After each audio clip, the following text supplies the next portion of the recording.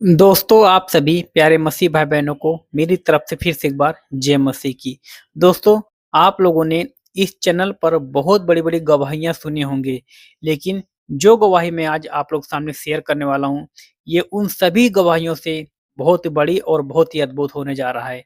और मैं सभी से कहना चाहता हूँ, जितने मसीह पर विश्वास करने वाले लोग हैं, जो प्रभु यीशु मसीह के लोग हैं, उन सभी से मैं कहना चाहता हूँ कि इस गवाही को प्लीज़ आप लोग मिस ना करें, पूरा ज़रूर देखें। जैसा कि आप लोग देख पा रहे हैं दोस्तों, एक स्क्रीन पे एक वीडियो चल रहा है। आज इन्हीं सिस्टर की, इन्हीं लाचार बहन की गवाही को मैं आप लोग सामने शेयर करूँगा दोस्तों। सच में यह गवाही इतनी दुःख से भरी है, इतने बड़े-बड़े काम प्रभु यीशु मसीह ने बहन के जीवन में किए हैं कि शायद ही किसी के जीवन में किए हों। तो चलिए, देर न करते हुए पहले सब लोग मिलकर इस गवाही को सुनते हैं। आखिर बहन के जीवन में कौन-सी समस्या थी? किस कारण इन्होंने प्रभु यीशु मसीह को अपनाया? प्रभु यीशु मसीह ने इनके जीवन में कौन-कौन से अद्भुत काम किए, वो सब कुछ आज इनके मुँह से इनकी गवाही को सुनेंगे। यह गवाही मैं आप लोगों को बताना चाहता हूँ, यह गवाही थोड़ी बड़ी होने वाली है, लगभग आधे घंटे के ऊपर होने वाला, और मैं सभी से कहना चाहता हूँ इस गवाही को पूरा ज़रूर सुनें। लगभग 1 घंटा भी हो सकता है, क्योंकि यह गवाही छोटी नहीं, परमेश्वर के राज्य को बढ़ाने के लिए बहुत बड़ी है। और मैं सभी से कहना चाहता हूँ, आप लोग प्लीज़ टाइम निकाल कर इस गवाही को पूरा ज़रूर सुनिएगा। तो चलिए, देर न करते पहले इस गवाही को शुरू करते हैं। आइए देखते हैं।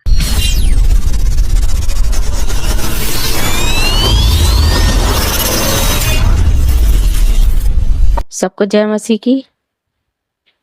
मेरा नाम मंजू है। मैं आप सबके साथ अपनी गवाही शेयर करना चाहती हूँ। मैं दिल्ली शहर से हूँ, लेकिन मेरा जन्म हरिद्वार में हुआ है। और जब मैं बहुत छोटी थी तभी मम्मी पापा दिल्ली में आ गए थे। लेकिन मेरी गवाही यह है कि मैं एक अन्य ही जाति से हूँ। पूजा पाठ बहुत करती थी। हरिद्वार में जो कनखल में मंदिर है शिव जी का, वहां से हमारे पितरों का ये सब चीजें चली आ रही थी। मतलब कि हम ये सब चीजों में ही लगे रहते थे। लेकिन मेरा कहने का मतलब ये है कि हमें कभी निजात नहीं मिली। जैसे जैसे मैं बड़ी हुई, मेरी शादी हुई। मेरी शादी के बाद जब मैं छोटी थी तब तो मैं इन चीजों में इतना ध्यान नहीं देती थी। और जब मेरी शादी हो गई, और मेरी शादी हुई है शादरा आजाद नगर में, तो जो हम मेरी शादी होने के बाद मेरे जीवन में धीरे धीरे परेशानियां आती गई। मेरे को पता नहीं था मेरे पति ड्रिंक करते हैं, लेकिन जब शादी हुई तो पता चला वो ड्रिंक भी करते हैं। और घर में हम, मेरे अलावा 3 जेठानियां थी, जेठ हैं, बच्चे, सास ससुर सब थे। बड़ा पूरा परिवार था। मैं सबसे छोटी बहू थी, बहू हूँ यहाँ की। और लेकिन ना तो इनका काम इतना सही था, और थोड़ा ये गुस्से वाले, घर में सबसे ज्यादा गुस्सा भी करते थे। लेकिन फिर भी जैसे कैसे चल ही रहा था। लेकिन समय के बीतने के अनुसार ही हमारे जीवन में गरीबी तो थी ही थी। लड़ाई झगड़े भी होने लगे, शराब ये ज्यादा पीने लगे, काम वगैरह कुछ अच्छा था ही नहीं। मेरा पहला बच्चा जब गर्भ मेरा रहा तो वो भी खराब हो गया। और इस घर में मतलब यहाँ गुरुजी को मानते थे, गुरुजी के पास जाते थे। तो मेरी सास मुझको लेके वहां जाती थी। उन्होंने मेरे को बताया कि ऐसे ऐसे चौराहे पे पैर आने की वजह से ही बच्चा खराब हो गया है। तब से जीवन में पूजा पाठ कुछ ज्यादा ही शुरू हो गए। उनका उपाय करना, उपाय में शामिल होना, पूजा पाठ करना, ये सब कुछ लगा रहता था।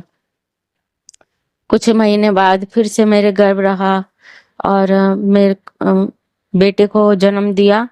बहुत दिक्कत, बहुत परेशानियां आई, लेकिन हमारे हालात वही के वही थे। बहुत गरीबी के दिन देखे। पूजा पाठ भी करती थी, जो जो कहता था वो सब भी करती थी, लेकिन राहत नहीं मिलती थी। समय बीत रहा था।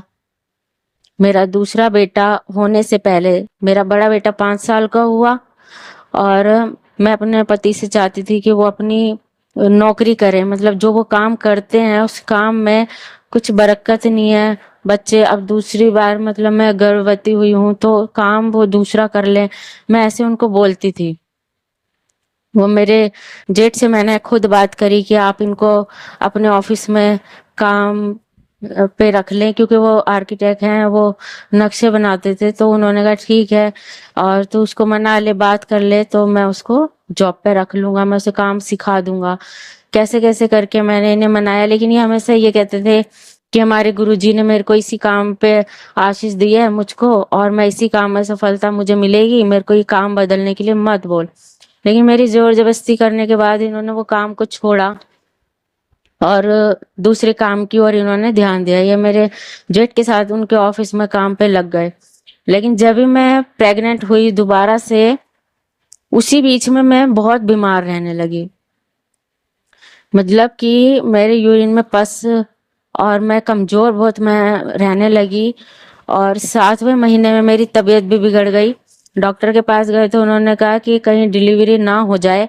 तो ऐसे ही उन्होंने मेरा उपाय वो उन्होंने दवाई वगैरह दी, ट्रीटमेंट किया, कुछ दिन मुझको अपने पास रखा। ऐसे कैसे करके समय बीत रहा था। दूसरे बच्चे की डिलीवरी हुई। डिलीवरी के बाद लेकिन मेरी जो बीमारी थी वो बढ़ती ही चली जा रही थी। बहुत ज्यादा दिक्कतें, दवाई मतलब कि जो ये कमा रहे हैं उसका सबसे ज्यादा हिस्सा मेरी बीमारियों पे ही लग रहा था।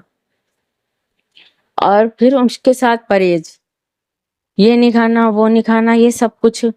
फिर मेरा पूजा पाठ करना और बढ़ गया। मैं अपने लिए मैं कभी जैसे किसी पंडित के पास चली जाती, गुरु जी से पूछती कि ये सब क्यों है, तो वो उन्होंने मेरा उपाय करते थे, मेरे लिए उपाय भी करते थे और साथ में मुझे बताते थे ये करो वो करो, सब कुछ करती थी। बहुत पूजा पाठ करने लग गई, बैठ के वो भगवानों की बुक पढ़ती रहती थी, उपवास रखने लग गई, बहुत कुछ करा। लेकिन मेरी जो तबीयत थी वो दिन ब दिन बिगड़ती जा रही थी। धीरे धीरे जब वो बीमारी मेरी बढ़ती गई और एक डॉक्टर के पास, दूसरे डॉक्टर के पास ऐसे हम जाते रहते थे, पता चला मेरी किडनियां में सूजन आ गई है और बच्चेदानी में इन्फेक्शन हो गया है, यूरिन में इन्फेक्शन हो गया है, मेरे खून में इन्फेक्शन हो गया है। मतलब दवाइयां मैं जितनी खा रही थी उससे कुछ ठीक तो नहीं हो रही थी, लेकिन मेरी हालत दिन ब दिन बद से बदतर होती जा रही थी। ये भी परेशान रहते थे, 2 बच्चों को संभालना। तो मेरे को तो ऐसे ही लगता था कि मतलब हमारा जीवन यही है कि हम पूजा पाठ करेंगे या उपवास रखेंगे या जाप कराएंगे या मंदिरों में जाएंगे, मन्नत मांगेंगे तो सब कुछ ठीक हो जाएगा। तो वही चीज मेरे दिमाग में थी और मैं इन्हीं चीजों में लगी रहती थी कि मैं ठीक रहूं। मैं ऐसे भी सोचती थी कि मैं कैसी माँ हूँ कि मतलब मैं हमेशा बिस्तर पे ही पड़ी रहती हूँ, दवाइयाँ खाती रहती हूँ, मैं अपने बच्चों की भी देख रेख करने के लायक नहीं हूँ। ऐसे मेरे मन में बहुत ख्याल आते थे। और हमारे घर में लड़ाई झगड़ा भी हम मियाँ बीवी में बहुत रहने लगा था, हमारी दूरियां भी बन गई थी। वो घर में आते ही वो सोच के तो ये आते थे कि घर में मैं खुश रहूंगा अपने बच्चों के साथ, बीवी के साथ, लेकिन घर में घुसते ही उनका वो खुद बताते कि मेरा मूड चेंज हो जाता था और वो मुझसे लड़ाई झगड़ा करने लग जाते थे। बच्चे भी डरे डरे रहते थे और फिर वो भी तो परेशान होते ही थे कि क्योंकि मैं बीमार भी बहुत रहती थी। मेरी सास मुझसे परेशान रहती थी कि ये कितनी बीमार रहती है और जितने ज्यादा पूजा पाठ करती है उतना ही ज्यादा बीमार रहती है। लेकिन मैं इन्हीं चीजों में लगी रहती थी। मैं सोचती यहाँ से निजात मिल जाएगी, वहां से निजात मिल जाएगी। फिर मैं हमारे घर के पास ही मंदिर है, मैं वहां पंडित जी के पास गई। मैंने उनसे पूछा कि पंडित जी ऐसे ऐसे परेशानियां, मेरे पति शराब पीते हैं, मैं बीमार बहुत ज्यादा रहती हूँ, मेरे को गुस्सा बहुत आने लगा है, मैं अपने बच्चों को जब मैं मारती हूँ तो मैं ये भी नहीं देखती थी कि मैं उसके कहाँ मार रही हूँ। मैं 7 बार अपने अपने बेटे का, छोटे बेटे का सर फाड़ दिया। उसको इतना खून निकलता था कि मेरी सास से देखा नहीं जाता था, तो वो नाराज हो जाती थी कि कैसी माँ है तू, अपने बेटे को इतना मारती है, तेरे को ये नहीं लगता उसका सर फट गया और उसके बाद भी तू उसको मारती है। लेकिन मैं तो माँ थी, बच्चों को मारने के बाद भी मैं उनको सीने से लगाती थी, मैं उनसे सॉरी बोलती थी, बेटा मैंने मारा, मुझे क्षमा करना। लेकिन अगले पल मैं वैसी की वैसी डिप्रेशन में चली जाती थी। वो पंडित जी ने मेरे को सब बातें सुन के बोला कि तुम्हारे ऊपर 7.5 चल रही है। मैंने कहा ये कब खत्म होगी कि 7.5? मैं पहली बार सुना 7.5 के बारे में। उन्होंने मुझे बहुत सारे उपाय बताए, तेल चढ़ाने के लिए बोला, दिया जलाने के लिए, पता नहीं क्या-क्या उन्होंने बोला। और मैं कैसे-कैसे वो 7.5 साल बीत जाए, मैं इसी इंतजार में पूरे तन मन से उन पूजा पाठों को कर रही थी, उपाय को कर रही थी कि 7.5 साल हो जाएँगे तो मुझको इन चीज़ों से निजात मिल जाएगा। लेकिन जितना मैं पूजा पाठ कर रही थी, मेरे घर के हालात उतने ज़्यादा बुरे होते जा रहे थे। घर में लड़ाइयाँ झगड़ा बढ़ता जा रहा था। मैं अपने पति पे शक भी करने लग गई। उस वज़ह से कलेश भी बहुत बढ़ गया। घर में सब लोग सोचते थे मैं कैसी बहू हूँ, मैं अपने पति पे शक करती हूँ, शांति से रहती नहीं हूँ, लड़ाई झगड़े होते हैं। वो मेरे को मारते भी थे, वो शराब भी ज़्यादा पीने लग गए। मतलब मैं ये सब देख के मैं फिर से पंडित के पास गई। मैंने कहा पंडित जी ऐसा-ऐसा क्यों हो रहा है? तो उन्होंने बोला कि शनि खराब है, ये सब कुछ होता है और तुम मतलब कि ये सब चीज़ें करते रहो, जैसे 7.5 ही खत्म हो जाएगी, सब कुछ ठीक हो जाएगा। मैंने कहा ठीक है। जब 7.5 साल हो गए और ये भुगतते-भुगतते हालात इतने बुरे हो गए कि मैं ना डिप्रेशन में इतनी हो गई, इतनी कि मैं अब घरवालों से तो मेरी इतनी नफ़रत नहीं थी, लेकिन मैं अपने आप से ही नफ़रत करने लग गई।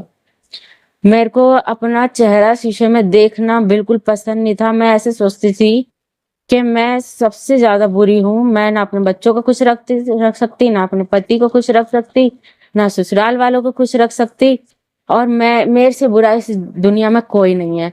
मैं किसी काम की नहीं हूँ। ऐसे-ऐसे सोच-सोच के मैं मतलब अपने आप से ही चिढ़ने लग गई और हर वक़्त रोती रहती थी, परेशान रहती थी।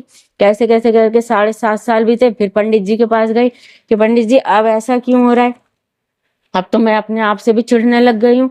तो उन्होंने कहा अब तुम पे ढैया लग गई है। मैंने अब ये कब खत्म होगी? तो उन्होंने बोला 2.5 साल बाद। ऐसे करके जब वो 2.5 साल भी बीत गए, मैं फिर उनके पास गई, पंडित जी अभी ये उससे भी बुरा हाल हो गए हैं मेरे, क्योंकि मेरा और मेरे पति का डिवोर्स होने तक की नौबत आ गई थी।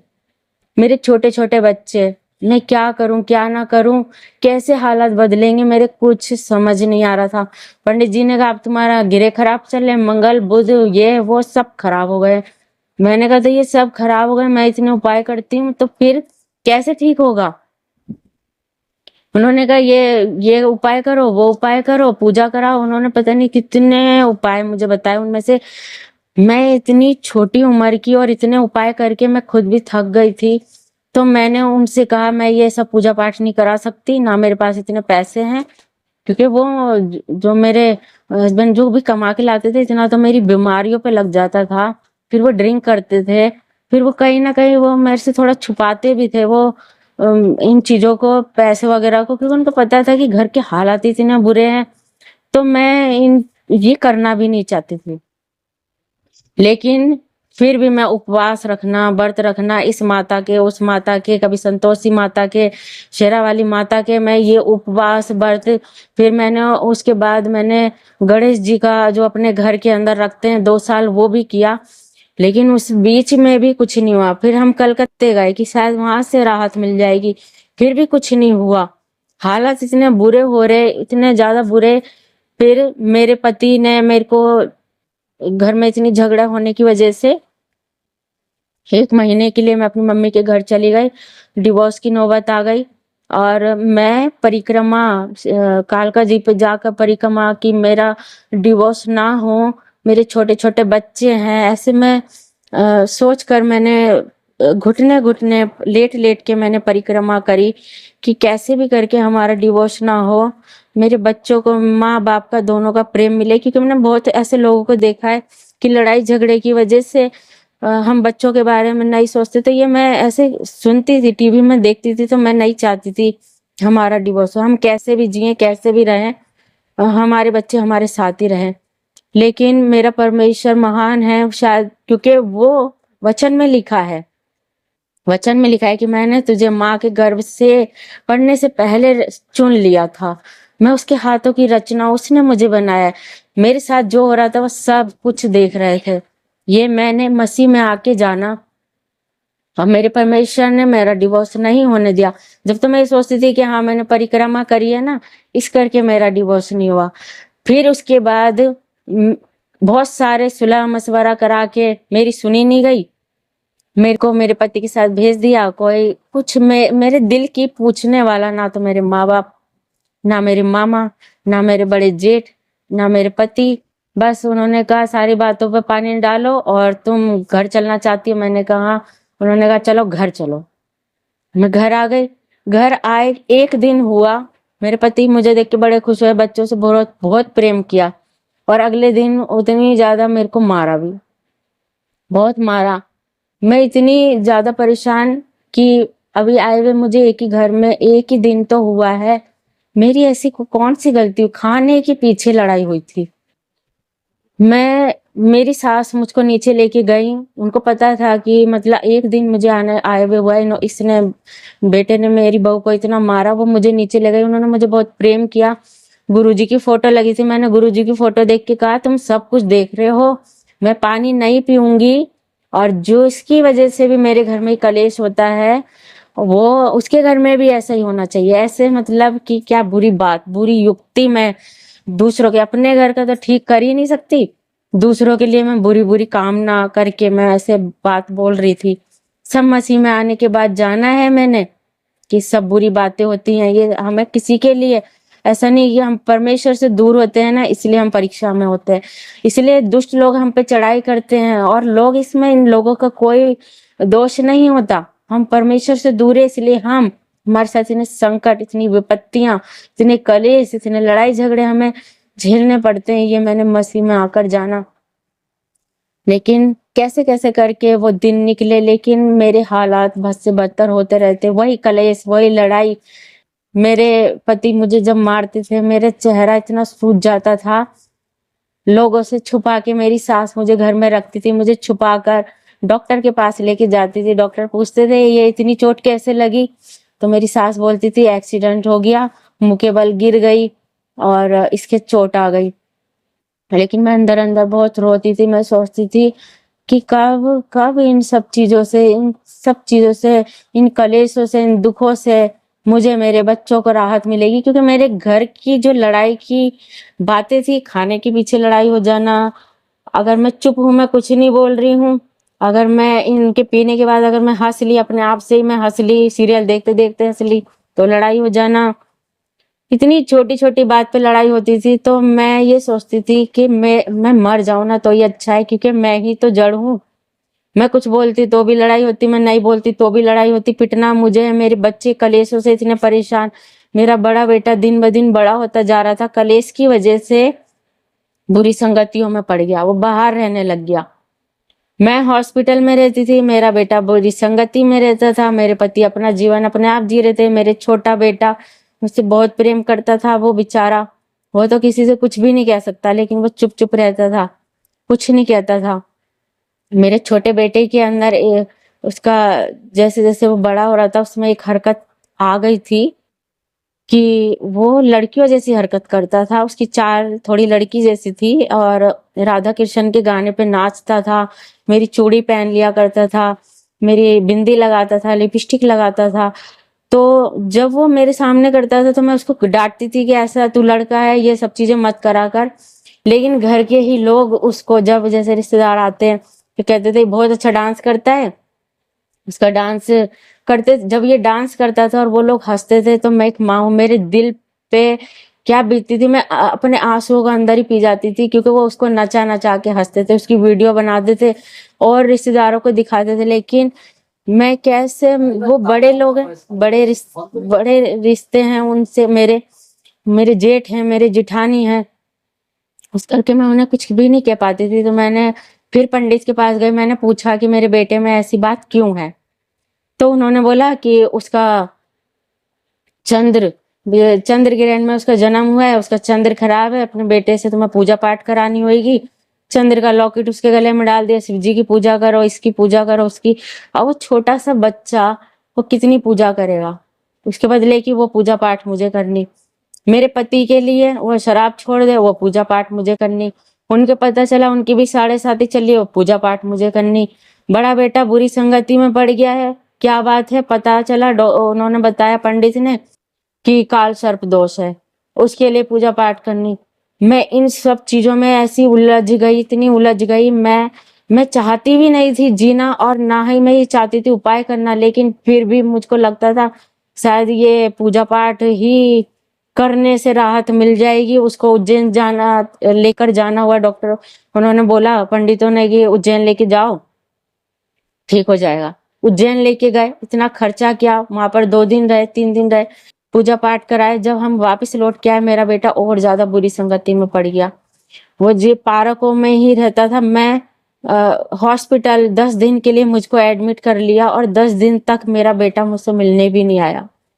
घर पे मेरी सास रहती थी, घर संभालती थी। मेरी सास ने मुझको बताया कि प्रेम मतलब मेरा बड़े बेटे का नाम प्रेम है, मेरी बिल्कुल भी मदद नहीं करता, बाहर घूमता रहता है। मंजू जब तू घर आए तो उसको डांटियो। मैंने कहा ठीक है मम्मी मैं डांटूंगी। मेरी सास भी धीरे धीरे मेरे साथ मेरे उपाय भी वो करती थी, मेरा घर संभालती थी, बच्चों को संभालती थी। वो खुद भी परेशान थी। मेरे को पता था मेरी सास चाहे वो दिखाती नहीं, लेकिन कहीं ना कहीं उनके अंदर मेरे लिए प्रेम है। लेकिन आज मैं अगर माँ हूं, मेरे को भी किसी की इतनी ज्यादा सेवा करनी पड़ जाए तो मैं भी परेशान हो जाऊंगी, जाहिर सी बात है।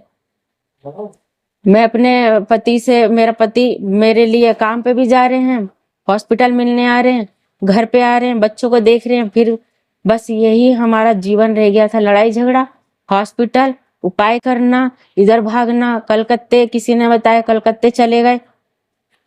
मेरे जीवन में बीमारियां ऐसी आई कि पहले मैं बीमार रहती थी, फिर उसके बाद पहले मेरा नंबर लगता था बीमार पड़ने का, फिर मेरे बड़े बेटे का नंबर लगता था बीमार पड़ने का, फिर मेरा छोटा, और ये सिलसिला चलता रहता था। फिर मैं पंडित के पास गई कि पंडित अभी तक तो मैं बीमार पड़ती थी, अब तो मेरे बच्चे भी बीमार पड़ने लगे। मेरा बड़ा बेटा मुझको बोलता था कि मम्मी मेरे को एक परी नजर आती है, जब मैं उसका कहना मानता हूँ सब अच्छा होता है, जब मैं उसका कहना नहीं मानता मेरे साथ सब बुरा होता है। इसलिए मैं उस परी का कहना मानूंगा। मतलब कहने का मतलब था वो मेरा कहना नहीं मानेगा, वो परी का कहना मानेगा। ये सब चीजें जब मैंने उसके मुंह से सुनी मेरे को बड़ा डर लगा। मैंने कहा ऐसा क्या हो गया कि इसको परी दिखती है।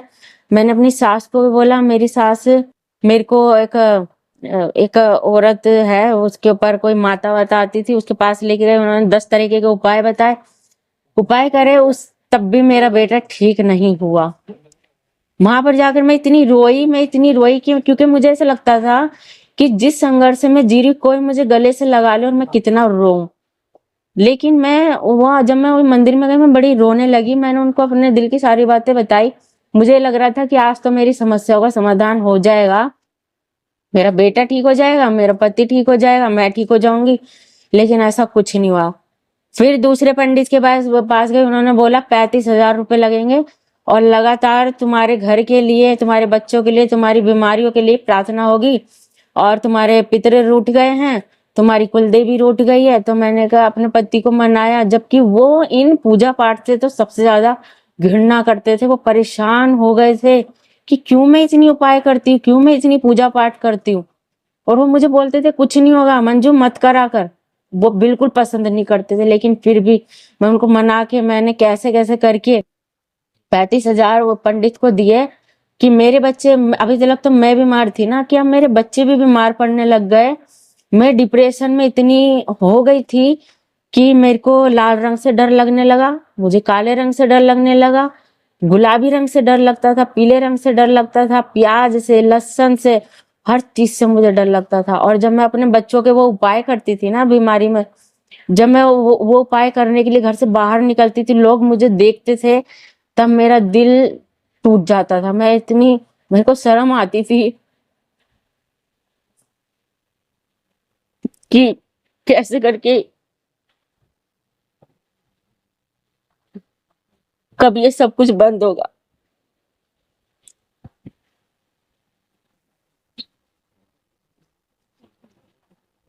और मैं बहुत रोती थी। मैंने अपने भाई को फोन करा कि भाई, उस पंडित ने मुझसे इतने सारे पैसे लिए, पूजा पाठ चल रही है, मेरे बच्चे भी बीमार है, मैं फिर से हॉस्पिटल एडमिट होने के लिए जा रही हूँ, डॉक्टरों ने कहा इन्फेक्शन हो गया, मेरा छोटा बेटा बीमार, मैं बीमार, हम हमारे घर में खाने पीने को सब कुछ, लेकिन हम खाने के लायक नहीं, कुछ नहीं खा पाते थे। मेरे बच्चे मुझसे बोलते थे मम्मी ये खाना है, लेकिन बीमार रहते थे, मैं कुछ भी नहीं खिला पाती थी, मैं खुद भी नहीं खा पाती थी, उन्हें क्या खिलाऊं, क्योंकि उपाय करने हैं, पूजा पाठ करनी है, डॉक्टर ने जो परहेज बोले वो करने। लेकिन मेरा परमेश्वर मुझे देख रहा था। लोग मुझसे मिलने आते थे, रिश्तेदार मिलने आते थे, सब दिलासा दे के जाते थे, सब ठीक हो जाएगा, लेकिन सब मेरे को पता चलता था, वो ऐसे पूछते थे, ऐसे बोलने लग गए थे, तुम्हारे घर में ये परेशानी लगी रहती है, ये बीमारियां तुम्हारे घर में लगी रहती है, तो बहुत ज्यादा पूजा पाठ करती है ना, इसीलिए।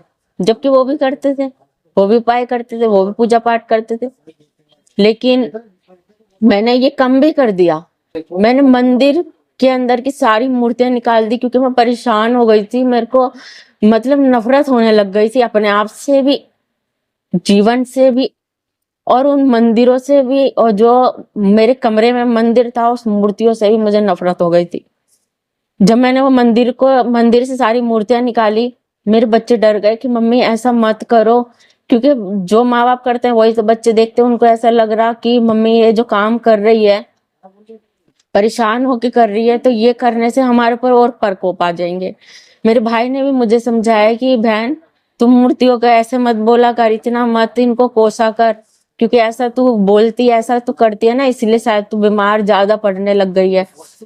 मैंने फिर मंदिर को वापस सजा दिया, वापस मूर्तियां मंदिर में रख दी, लेकिन क्या इस सब चीज का अंत हुआ? नहीं, बिल्कुल अंत नहीं हुआ। आज भी मेरे बच्चे बीमार, आज भी मैं बीमार, आज भी मेरे घर में कलेश, बीमारी की हालत में भी इतनी कमजोर, इतनी लाचार, लेकिन फिर भी मेरे पति ने मेरे को जब मारा, उस दिन मैं बिल्कुल टूट गई। उन्होंने गुस्से में मुझको मारा, जब भी, उस दिन भी लड़ाई की बात नहीं थी। तब भी मैंने कुछ सोचा, मैंने कहा यही तो जीवन है, ऐसे ही जीना है, जी लेंगे, कोई नहीं, बच्चों के लिए जीना है ना, पीट पीट के जीऊं, रो के जीऊं, कैसे भी जीऊं, जीना है, जी लेंगे, कोई नहीं, जिस दिन हार जाऊंगी उस दिन मर जाऊंगी, ऐसे सोचने लगी। लेकिन ये सब चीजें मेरे को डिप्रेशन में डाल रही थी।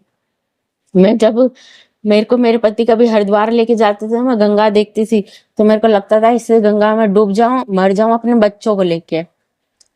ऐसा मेरे मन में बिल्कुल आता था कि हरिद्वार जाऊंगी तो सिर्फ मरने के लिए। लेकिन मेरा परमेश्वर शायद वो सब कुछ देख रहा था कि ऐसा कर लेगी, ऐसा कर लेगी, तो वो कहीं ना कहीं मेरे पैरों को रोक लेता था।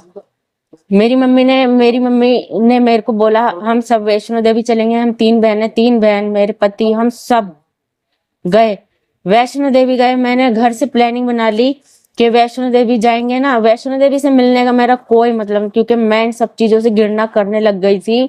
और मुझे ये भी पता चल गया था कि अगर ये भगवान है, अगर ये भगवान है, तो ये मेरी सुनते क्यों नहीं? ये जिंदा है, मरे हुए हैं, क्या क्या है क्या नहीं, ये मेरे समझ ही नहीं आता था। और मैं कभी कभी आसमान की आंखें उठा के मैं ये कहती थी कि ये भगवान तू देख रहा है, तू देख रहा है, तू एक दिन मेरा न्याय करेगा। मुझे नहीं पता था वो मेरा भगवान, मेरा यीशु मसीह है। सच, उसने मुझे देखता था, मेरे आंसुओं को देखता था। मैंने कितनी बार अपने फांसी लगाने की कोशिश करी, नहीं मर पाती थी। मैंने अपने खुद गले को घोट दिया, मैंने अपने आप को मैंने मारा, लेकिन मैं फिर भी नहीं मरी। मैंने हाथ की नस काट ली, फिर भी नहीं मरी। मैं अपना गुस्सा बच्चों के सामने निकल पाती थी, मैं ईंटों को दीवार पे दे दे के मारती थी, छत पे जाके। क्यों? क्योंकि मैं बच्चों को छोड़ के मर भी नहीं सकती थी, और इतने छोटे छोटे बच्चों को मारना, मैं कैसे मारूं ये मेरे समझ में नहीं आता था। और सबसे नफरत सी हो गई थी अपने आप से, अपने घर परिवार से, क्योंकि मुझे ऐसा लगता था मुझको यहाँ से कोई क्यों नहीं निकालता। मैं चाहती थी कि मैं यहाँ से निकलूं, इन सब परिस्थितियों से निकलूं, लेकिन निकल नहीं पाती थी। जब वैष्णो देवी जाने की बारी आई, मैंने यही सोचा कि मैं वहां पहाड़ से अपने छोटे बेटे को लेके गिर जाऊंगी, मर जाऊंगी। बड़ा वाला है, उसको बड़ा बेटा है, उसको उसके पापा पाल लेंगे, जैसे कैसे करके पाल लेंगे। लेकिन जब मैं वहां गई, मैं बहुत क्रोध में थी, बहुत गुस्सा, इतना गुस्सा मेरे अंदर कहाँ से आ गया था मुझको खुद नहीं पता था, लेकिन ये गुस्सा मेरे अंदर था। और वहां जाकर भी मैंने मुझे क्या हुआ मुझे नहीं, मेरे को ये भी नहीं पता था कि मेरे ऊपर किसी का करा हुआ है, क्योंकि ये गुरु ये पंडित ये लोग होते हैं मतलब कि तुम पे किसी ने कर दिया, पितर रूठ गए, देवी रूठ गई, कुल देवी रूठ गई, किसी का जादू टोना हो गया, इसके सिवा तीसरी बात नहीं बोलते थे। और खुद ये बोलते थे विश्वास करना सब ठीक हो जाएगा। लेकिन किसका विश्वास करूं, किसका विश्वास करूं मैं? क्योंकि सब झूठे, मैंने सबको झूठा पाया, सबको झूठा पाया, चाहे वो गुरु हो चाहे पंडित हो, कोई भी हो, सबको मैं धीरे धीरे ये देख कर परख कर ये जानती जा रही थी सब झूठ बोलते हैं, सब पैसा कमाते हैं। क्योंकि अगर कुछ सच्चा होता तो कुछ तो मेरे घर में रत्ती भर का फर्क होता, मेरे जीवन में होता, लेकिन ऐसा नहीं था। जब वैष्णो देवी गए मैंने अपने सबसे पहले अपने पापा को मारने की कोशिश करी। मेरे को लग रहा था मैं अपने पापा को पहाड़ से धक्का दे दूं।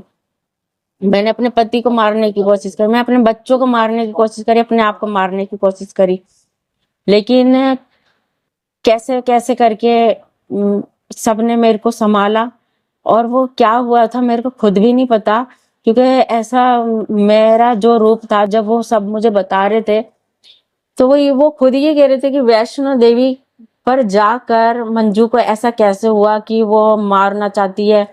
वहां तो एक सच्ची देवी है जो एक कन्या है, उसका खून से कोई मतलब नहीं है, ये खून बहाकर इसको चैन मिलेगा, ये ऐसा कोई। तो ये चीजें भी मेरे मन के अंदर डर मेरे को उत्पन्न कर रही थी कि ऐसा मुझको क्या हो गया है कि मैं सबको मारना चाहती थी।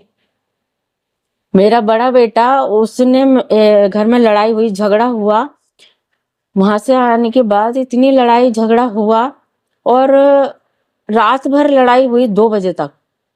और सुबह उठ के उसने ऐसे बोला कि मतलब ऐसा उन्हें रिएक्ट किया कि जैसे सबको ऐसा लगे कि उसके ऊपर बजरंग बली आ गए। उस टाइम मेरे मतलब बड़े जेठ यहाँ पर थे, यहीं पर ही थे, उन्हीं के सामने ये हुआ, क्योंकि वो हमारे को समझाने के लिए आए थे कि तुम इतना लड़ाई मत करा करो। जब वो उन्होंने देखा कि प्रेम को ऐसा हुआ तो पूछा कि तू कौन है, तो उसने बोला मैं मरगट वाला बाबा। तो उन्होंने कहा अच्छा मरगट वाला बाबा है, उससे कुछ 2-3 बातें पूछी, उनको सच्चाई ऐसा लगा सच्चाई सच्ची बात है, मुझे भी लगा सच्ची बात है। तो मैंने सोचा चलो मरगट वाले बाबा आ गए हैं, चलो अब मेरे बेटे पे ही आ गए, अब तो पंडितों के पास भटकना नहीं पड़ेगा, अब पर वो मरगट वाले बाबा सब ठीक कर देंगे। ऐसे सिलसिला चला, लेकिन वो जो उपाय बताता था ना, मेरे लिए बताता था, मेरे कलेजे में दर्द होता था, जो मुझे गुस्सा आता था और लड़ाई झगड़े ये सब चीजों के बारे में पूछती थी तो चौखट पे ये कर लेना, तेल चमेली का तेल, वो तेल घर के अंदर 40 का रामबाण का पाठ कराओ।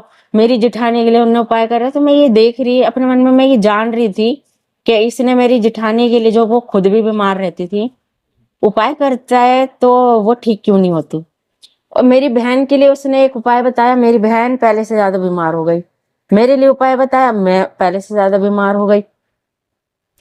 मैंने मैंने एक दिन अपने बेटे से कहा, मैंने कहा अगर तेरे ऊपर मरगट वाले बाबा आते हैं तो अपनी आंखों से बिना किसी स्याही से कलम से किसी से बिना लिखे धरती के ऊपर राम लिख के दिखा। तो कहा, उसने बोला हाँ मैं लिख दूंगा। मैंने कहा लिख, तभी मैं जानूंगी कि तुम मरगट वाला बाबा है, क्योंकि मुझे संदेह होने लगा था कि कुछ गड़बड़ है। जब वो कितनी देर तक धरती की ओर देखता रहा लेकिन राम नहीं लिख पाया, तो मैं समझ गई कि कुछ इसके साथ गड़बड़ है। फिर मैंने गुरुजी से पूछा, मैं गुरुजी के पास लेके गई। गुरुजी के पास कोई जवाब नहीं, उनको ये भी पता नहीं चला कि इसके साथ क्या घटना घट गई है, या इस पे किसी ने कर दिया है, या किसी झपेटे में आ गया, उसको उनको कुछ भी पता नहीं चला। मैं वहां बैठ के ये सब नोटिस कर रही थी कि अगर ये गुरु है तो इन्हें पता नहीं चल रहा है कि मेरे बेटे के साथ क्या दिक्कत है। लेकिन मेरे पति लेके गए थे इसलिए मैं चली गई। कोई बात नहीं, मैं घर आ गई। उसके बाद मेरी मम्मी के गुरुजी थे, मैं उनके पास गई। उन्होंने कहा कि हनुमान मंदिर जाओ, केले चढ़ाओ, बंदरों को केले खिलाओ, तो वो पता नहीं क्या चोला चढ़ाओ, ये सब कुछ करो, सब ठीक हो जाए। घर में रामबाण पाठ कराए, सब ठीक हो जाए। कुछ भी नहीं हुआ, कुछ भी नहीं हुआ। उसके बाद मुझे मेरे घर के अंदर ही इतना डर लगने लगा, क्योंकि मेरा जो बेटा ये कहता था ना मरगट वाले बाबा आते हैं, उसको मेरे जो जेठ की डेथ हो गई है, कैंसर से उनकी डेथ हो गई थी, वो ऐसे बोलता था कि वो मुझे दिखाई दे रहे हैं, वो घर में आ गए हैं वो पलंग के नीचे हैं, वो यहाँ है, वो वहां है। तो मैं उसको बोलती थी ये तेरे को क्यों दिखते हैं?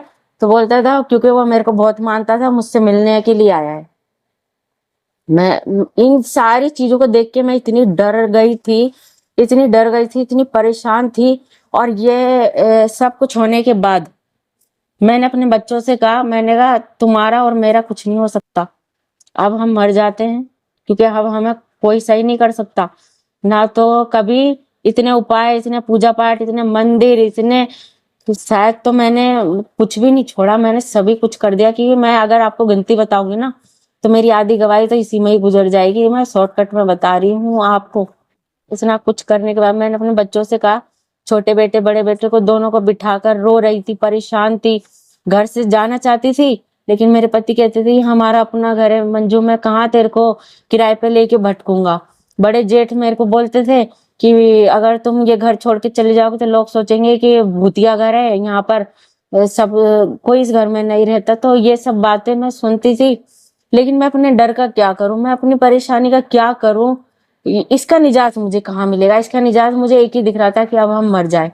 मैंने अपने बच्चों को बिठाया और इसके उनके पापा घर में नहीं थे। मैंने कहा बेटा देखो तुम्हारे सामने मैं कितने उपाय करती हूँ, सब जगह चले गए, कुछ नहीं हुआ। तुम्हारी माँ बीमार है तो बीमारी है, मैं कभी ठीक नहीं हुआ, पापा ठीक नहीं हुआ, मैं तुम्हें कहाँ से ठीक करूंगी? अगर तुम्हारे साथ किसी ने ऊपरी कर दिया या तुम्हारे ऊपर जादू टोना कर दिया है या कोई भूत प्रेत का चक्कर है, तो जो मुझे ठीक नहीं कर पाया वो बेटा तुम्हें कहाँ से ठीक करेंगे? तो हम मर जाते हैं, अब हमें कोई ठीक नहीं कर सकता, हम मर जाते हैं। मेरा छोटा बेटा मरने से बहुत डरता है। जब उसने सुना, मैं मेरे को बताया ना, मैं खुद तो रो रही थी, मैं उसके आंसू क्या पोंछूंगी। लेकिन बच्चे मान गए, ठीक है मम्मी हम मर जाएंगे। जब वो बच्चे माने, जब मेरे को पता है मैं अकेले में कितनी परेशान में रो रही थी कि अब कौन, अब वो कल का दिन भी हो सकता है, परसों का दिन भी हो सकता है, लेकिन मेरा प्रभु, मेरा यीशु वो मुझसे इतना प्रेम करता था। और वो उसने, जिसने मुझको कभी मरने नहीं दिया, वो मुझे दिखा रहा था, संसार की सच्चाई दिखा रहा था कि ये सच्चाई है, ये क्या है, ये जो हम करते हैं ये सब हमें क्या मोक्ष मुक्ति दे सकते हैं, हमारा उद्धार कर सकते हैं, हमें जीवन दे सकते हैं, हमारी सांसें हमें लौटा सकते हैं। लेकिन मेरा यीशु मुझे सपने में दिखा, लेकिन मुझे ये ही नहीं पता था कि वो यीशु मसीह है।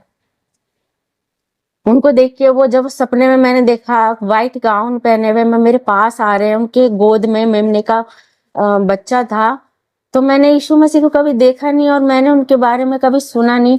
मेरी बहन, मेरी मामी की लड़की है, वो मेरे को कभी कभी अपनी गवाही बांटती थी, लेकिन वो कभी यीशु मसीह का नाम नहीं लेती थी।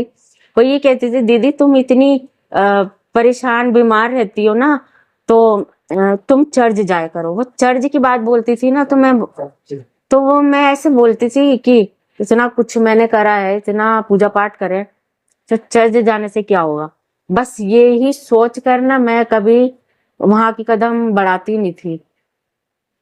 लेकिन जब ये मेरे को सीन दिखा मेरे सपने के अंदर कि वो मेरे पास आ रहे, वो मेरे को कुछ भी नहीं कह रहे थे, मुस्कुराते हुए मेरे पास आ रहे थे, और मैं प्रभु को देख के मैं भागी और मैं दूसरे कमरे में भागी। सपने में मैंने देखा और मैं अपनी मम्मी पे जाके गिरी। मेरी मम्मी ने कहा तू ऐसे क्यों भागी कि हमारे ऊपर गिर गए? मैंने कहा एक आदमी है, व्हाइट कपड़े पहने, उसकी गोद में मेमने का बच्चा है, वो मेरे पास आ रहा था, मुझे उससे डर लगा, मैं इधर आ गई। उसके बाद मैंने अपने भाई को बोला, मैंने कहा नवीन भाई, बेटा क्या कहते हैं, ये मेरे को क्यों दिखा, ये कौन है? ऐसे करके मैंने बोला। उसने पूछा क्या दिखा? मैंने कहा मैंने एक व्हाइट गाउन में एक आदमी को देखा और उसकी गोद में मेमने का बच्चा था, पता नहीं वो कौन था। मैं उसको देख के भागी तो उसने कहा बहन ये यीशु मसीह है। मैंने कहा तेरे को कैसे पता कि वो यीशु मसीह है? तो कहने लगा क्योंकि मैं मोमबत्ती जलाने चर्च जाता हूँ, मैंने देखा है वहां पे फोटो। तो उसने मेरे को जब ये वाली बात बोली तो मैंने कहा नवीन तुमने अपने घर पे प्रार्थना एक बार कराई थी, तो शायद तुम्हें प्रार्थना अपने घर में करानी चाहिए, इसलिए मुझको दिखा है कि तुम अपने घर में प्रार्थना करा लो, तो तुम अपने घर में प्रार्थना करा लो। लेकिन मेरे को अपनी जो समस्या थी, मुझको ऐसा लगा ही नहीं कि मेरी समस्या का समाधान भी मेरे प्रभु यीशु के पास है। मैंने उन चीज के ऊपर बिल्कुल ध्यान ही नहीं दिया, क्योंकि मैंने तो प्लानिंग मरने की बना ली थी। मैं तो अपनी मम्मी से मिलने के लिए गई थी कि मिल लूं आखिरी बार अपनी मम्मी से। ऐसे सोच के मैं वहां पर गई थी। उसके बाद मैंने उस चीज पे बिल्कुल भी ध्यान नहीं दिया, सपने पे बिल्कुल ध्यान नहीं दिया। तो मेरा छोटा बेटा, उसको सपने में ऐसे दर्शन आया कि एक बहुत प्रकाशमान क्रूस उसको नजर आया। उस क्रूस के आगे प्रभु यीशु मसीह खड़े हैं और उन यीशु मसीह के चरणों के पास एक आदमी बैठा है जिसके ना तो पैर है ना हाथ है। प्रभु ने उसको गोदी में उठाया, सीने से लगाया और यीशु मसीह की आंखें एकदम लाल थी, एकदम लाल। और उन्होंने यीशु मसीह ने मेरे बेटे से कहा चर्च जाना शुरू करो। तो जब वो सुबह उठा तो उसने मुझको बोला कि मम्मी मेरे को ना यीशु मसीह सपने में दिखाई दिए। मैंने कहा तुझको कैसे पता कि वो यीशु मसीह थे? कहने लगा मुझको ये नहीं पता, लेकिन वो यीशु मसीह थे और वो क्रूस बना था और उन्होंने हमसे बोला है भवन जाने के लिए मम्मी। तो मैंने कहा अच्छा, मैंने कहा ठीक है। तब मेरे मन में ऐसा हुआ कि हमको जाना चाहिए, शायद कुछ होगा। तो लेकिन मेरे को पता ही नहीं था कि चर्च कहाँ पर है, मैं जानती भी नहीं थी, कुछ भी नहीं जानती थी।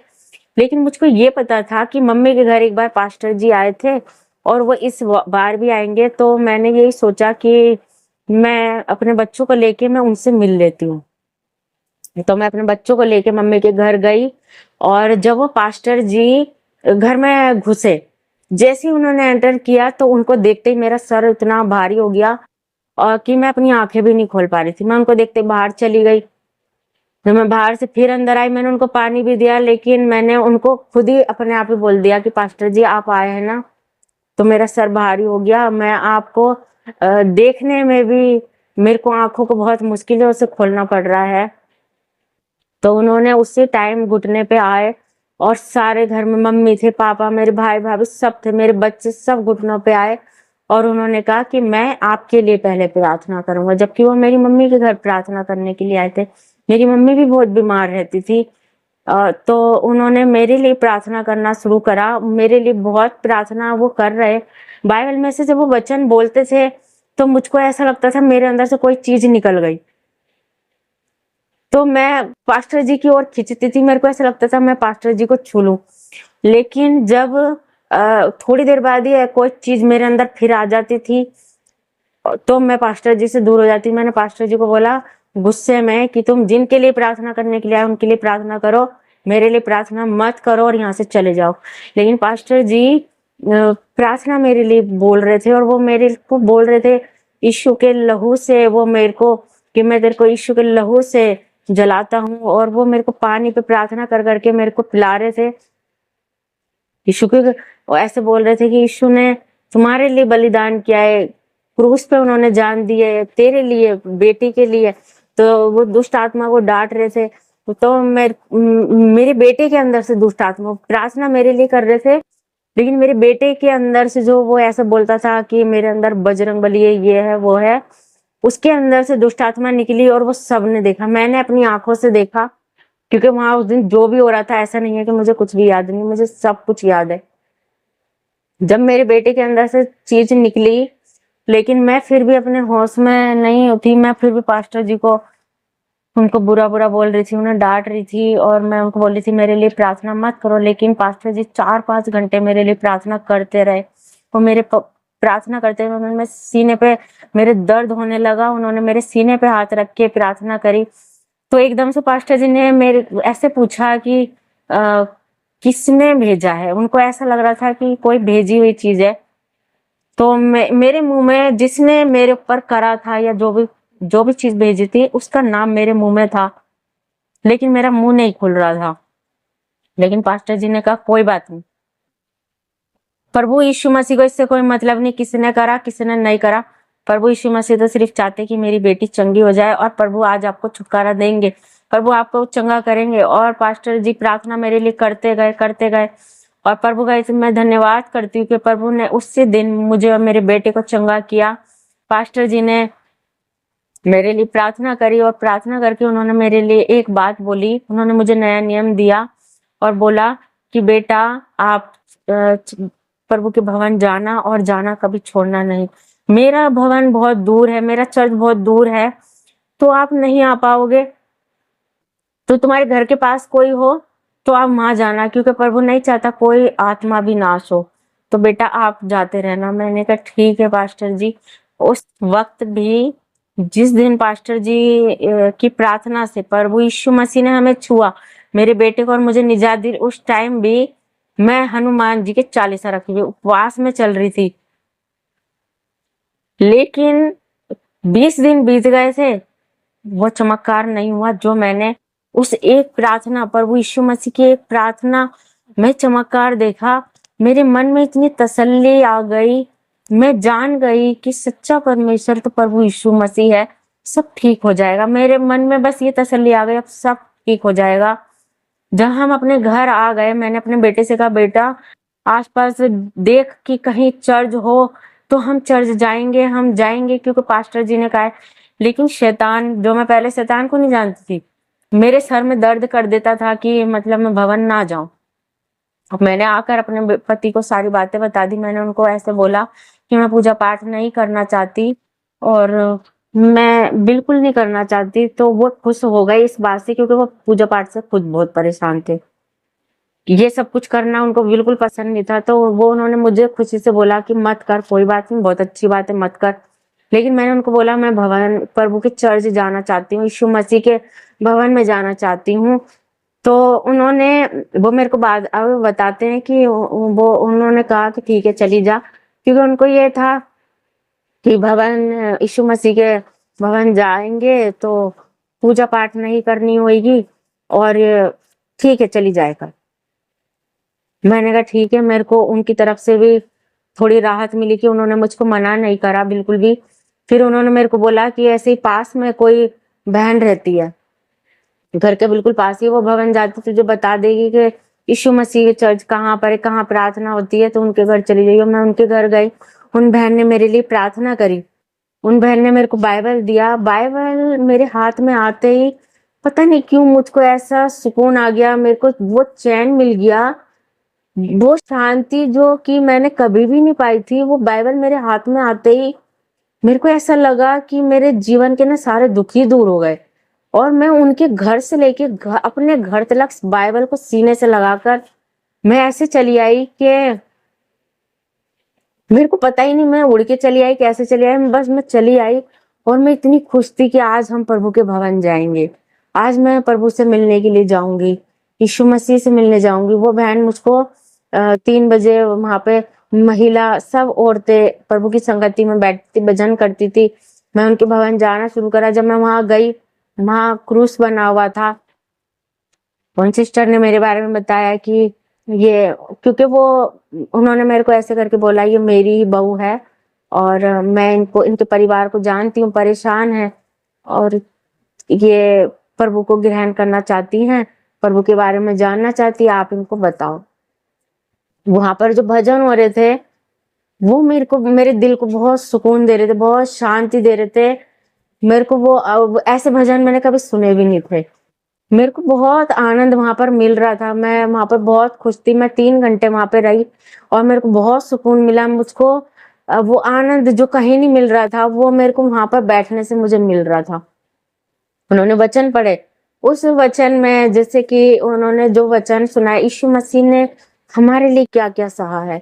यीशु मसीह मार्ग सत्य जीवन है, मार्ग सत्य जीवन। मेरे को ये वचन बहुत हुआ कि मार्ग सत्य और जीवन यीशु के पास है और कहीं भी नहीं है। यीशु ने बताया, उन्होंने कि प्रभु यीशु ने हमारे लिए क्या क्या सहा है। उन्होंने हमारे पापों के लिए, मेरे पापों के लिए उन्होंने दुख सहा, कलवरी के क्रूस पर लहू बहाया, उन्होंने मेरे लिए कोड़े खाए, उन्होंने मेरे लिए अपना लहू बहाया ताकि मैं चंगी हो जाऊं, ताकि मैं गुनाहों से मुझे क्षमा मिल जाए। उन्होंने मेरे दंड को, मेरे कलेशों को, मेरे दुखों को, मेरी बीमारियों को अपने ऊपर लेकर वो कलवरी की क्रूस पे चढ़ गए। मेरा दुख उन्होंने सहा। ये बातें मुझको बहुत मेरे मन को आनंद दे रही थी कि मेरे यीशु मसीह ने मेरे लिए इतना कुछ सहा और मैं इतना दुख देखकर भी मुझसे बर्दाश्त नहीं हो रहा था, लेकिन मेरे यीशु मसीह ने तो मेरे लिए क्या कुछ नहीं सहा। मैं वहां पर रोज जाने लगी। फिर तीसरा दिन था जब मैं वहां भवन गई, तो वहां पर एक गाना प्रभु का जब उन्होंने गाया, तो वो गाना सुनते सुनते मैं बहुत रोने लगी, मैं बहुत रोई। मतलब मैं चुप्पी चाह रही थी कि मैं रोना बंद करूँ, लेकिन मैं अपने आप पे कंट्रोल नहीं कर पा रही थी। मैं बहुत रोई, बहुत रोई। मेरे को बस इतनी आवाज़ आई कि वहाँ जो सिस्टर थी उन्होंने कहा कि इसको रोने दो, इसको कोई कुछ ना कहना, इसको रोने दो। जब मैं बहुत रोती रही, उसके बाद प्रार्थना हो गई, वचन हो गए, सब कुछ हो गया। मैं कितनी घंटे रोई मुझे ये भी नहीं पता। आखिर में सिस्टर ने मुझे बुलाया, उन्होंने कहा बेटा आप क्यों रो रहे थे? मैंने कहा मेरे को बस एक चीज बता दो कि यीशु मसीह मुझे छोड़ेंगे तो नहीं, क्योंकि मैं इस संसार में सबको देखा ना, सब छोड़ देते हैं ना, सब सब धोखा देते हैं। पंडितों पे विश्वास, वो कहते थे विश्वास करो सब ठीक हो जाएगा, गुरु कहते थे विश्वास करो सब ठीक हो जाएगा। जो भगवान की कथा कहानियां मैं पढ़ती थी, सुनती थी, मैं 40 साल पता नहीं मैंने क्या क्या ग्रंथ पढ़ डाले, दुर्गा चालीसा मैंने पढ़ डाला। तो मेरा बस ये था कि जो वचन वो बोलती थी, तो बस मैंने ये वाली बात उनसे पूछी कि यीशु मसीह मुझे छोड़ेंगे तो नहीं? उन्होंने कहा बेटा तू छोड़ देगी, लेकिन यीशु मसीह कभी नहीं छोड़ेगा। क्योंकि उन्होंने वचन एक बोला जो मुझको बाइबल में जब मिला, जब मैं बाइबल पढ़ना शुरू हुई, क्योंकि पहले शुरू में मेरे को बाइबल नहीं समझ आती थी, लेकिन वो वचन मुझे खुद भी मिला कि दूध पीते बच्चे को माँ छोड़ सकती है, लेकिन हमारा प्रभु हमें कभी नहीं छोड़ता। और ये बात उतनी सच है, क्योंकि आज कितनी माएँ ऐसी हैं कि बच्चे को जन्म दे के ऐसे ही छोड़ के चली जाती हैं, पलट के भी नहीं देखती, कूड़े में फेंक देती हैं, कचरे में फेंक देती हैं। क्या यीशु मसीह का ये वचन सत्य नहीं? सत्य है। दूध पीते बच्चे को माँ छोड़ सकती है, लेकिन हमारा यीशु मसीह हमें कभी नहीं छोड़ता, ना हमें त्यागता। और उस दिन जब आंटी ने कहा कि प्रभु नहीं छोड़ेगा, मेरे मन के अंदर वो सुकून, वो चैन, वो शांति कहाँ से आ गई मैं नहीं समझ पाई। और मैं ऐसी हो गई, मैं मतलब वो फीलिंग ऐसा लग रहा था कि मुझको किसी से प्रेम हो गया है। जो प्रेम करते हैं वो जानते होंगे। मुझे मैं अकेले अकेले, जो मैं पहले अकेले अकेले डिप्रेशन में रोती रहती थी अपनी परेशानियों से, अभी मैं अकेले अकेले मैं प्रभु से बात करती थी, मैं अकेले अकेले हंसती रहती थी। ऐसा लग रहा था मेरा घर ही स्वर्ग बन गया है, मेरे बच्चे ठीक हो गए, मेरा बड़ा बेटा बिल्कुल ठीक हो गया। मेरा छोटा बेटे के अंदर नाचने की, जो मैं बता रही थी कि वो नाचता था, लड़कियों जैसी हरकत करता था। एक दिन मैं सो रही थी भवन से आने के बाद, थोड़ी सी देर के लिए मैं सो गई, तो उसने नाचने की कोशिश करी, लेकिन यीशु मसीह की आवाज आई, जो मैं भवन में सुनती थी कि यीशु मसीह बात करते हैं। लेकिन वो आवाज को मेरे छोटे बेटे ने सुना, प्रभु की आवाज आई कि नाचना बंद कर। और मेरा बेटा डर गया कि आवाज कहाँ से है, और वो नाचना रुक गया। और वो ऐसा रुका कि वो जो उसके अंदर वो जो कमी थी, प्रभु ने हमेशा के लिए दूर कर दी। ना वो चूड़ी पहनता था, ना लिपस्टिक लगाता था, ना नाचता था, ना वो बिल्कुल नाचना बंद हो गया, उसकी चाल बदल गई। ये क्या मैंने कोई उपाय करा? मैंने कोई उपाय नहीं करा। मैंने प्रार्थना करी, मैंने कोई प्रार्थना भी नहीं करी, क्योंकि उस वक्त तो मुझे प्रार्थना करनी भी नहीं आती थी। लेकिन ये मैं सो रही थी, मेरा बेटा नाच रहा था, और मेरे यीशु मसीह ने बस उसकी वो जो फिक्र करने वाला, प्रेम करने वाला, मेरा जीवन दाता, मेरा पालन और परमेश्वर, मेरा यीशु मसीह ने कहा कि नाचना बंद कर। उसी वक्त मेरा बेटा उस चीज से बिल्कुल चंगा हो गया, बिल्कुल चंगा हो गया, बिल्कुल ठीक हो गया। मैं प्रभु को बहुत धन्यवाद करती हूँ, लाखों करोड़ों बार धन्यवाद करती हूँ, क्योंकि मेरे मांगने से पहले उसने मुझे दिया। जो मैंने नहीं भी चाहा, उससे भी बढ़कर उसने मुझे दिया। उसको पता था मेरी क्या क्या आवश्यकता है। उसने वो जो जिन बीमारियों से हम घिरे रहते थे, उन बीमारियों से मेरे बच्चों को, मुझको, मेरे दोनों बेटों को और मुझे राहत दिलाई। मेरे पति जो अभी इतना विश्वास नहीं करते थे, भवन भी नहीं जाते थे, मैं उनको बोलती थी कि आप भी भवन चलो, आप भी चला करो हमारे साथ। मैं जबरदस्ती नहीं करती थी, क्योंकि जब मैं वहां पर भवन के अंदर सुनती थी कि हम अपने आप से प्रभु के पास नहीं आते, प्रभु का अनुग्रह हम पर होता है, प्रभु हमें बुलाता है। तो मैं इसलिए अपने पति से जबरदस्ती नहीं करती थी। बस मैं ये चाहती थी, प्रभु यीशु जैसे आपने मुझको चुना, आप मुझको लेकर अपने भवन लेकर आते हैं, आप मुझसे बात करते हैं, आपने मेरे बच्चों को चंगा किया, उसी प्रकार से आप मेरे पति की भी चिंता करते हैं। प्रभु आप उनको लेकर आओगे। और पहले मैं अपने पति से इतनी गुस्सा रहती थी, उनको बुरा भला बोलती रहती थी, लेकिन उस वक़्त में प्रभु ने मेरे अंदर इतना बदलाव कर दिया था कि एक दिन मैं अपने घर में नया नियम पढ़ रही थी, तब इतना समझ भी नहीं पाती थी, लेकिन मुझे बस यीशु मसीह का नाम समझ आता था।